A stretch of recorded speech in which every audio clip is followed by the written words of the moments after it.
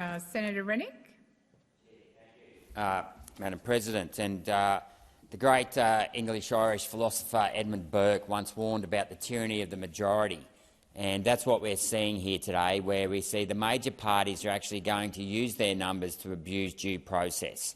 The whole point of democracy is transparency and accountability, and if we run this inquiry in the next 5 days, throughout sitting days, I might add, when I dare say there's going to be a lot of other bills coming up, there is not enough time to scrutinise these two very important bills. One, of course, is to do with keeping children off the internet, and as I've pointed out before, there are already apps out there in the market whereby you can actually monitor your children and what apps they're using, and you can keep them off those apps if you want to block them there. So why on earth the Liberal Party, that's always talking about small government and free market and using the market, is turning their back on their own ideals, and not for the first time, I might add. They're very good at talking out of both sides of their mouth, the Liberal Party, when it comes to their so-called beliefs in empowering the individual. Why on earth they want to shut this down is just indicative of their inability to stand up for their own values. Now, the second thing we need to look at here is this electoral legislation amendment. Yet again, we were warned by the people that were the founding fathers of democracy and the Enlightenment in the 17th and 18th century.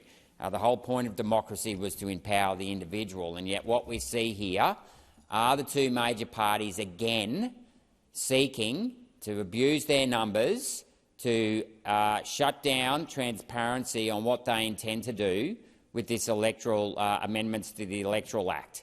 And this isn't something that should be played with, because democracy and making sure we have a rigorous democratic process is at the heart of trust in this country. And let me tell you, the public, they've never had a great deal of trust for the politicians, but they are fed up to the back teeth with the entire process, the entire establishment.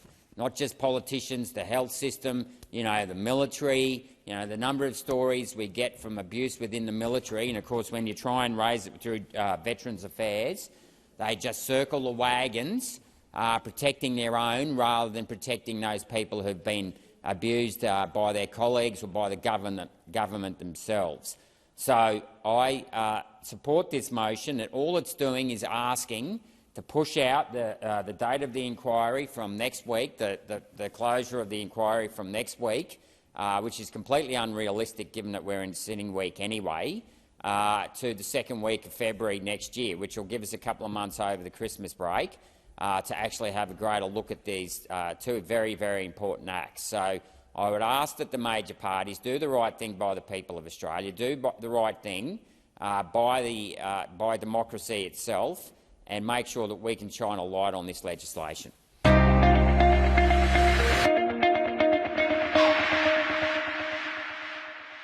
Authorised G. Rennick People First Chermside.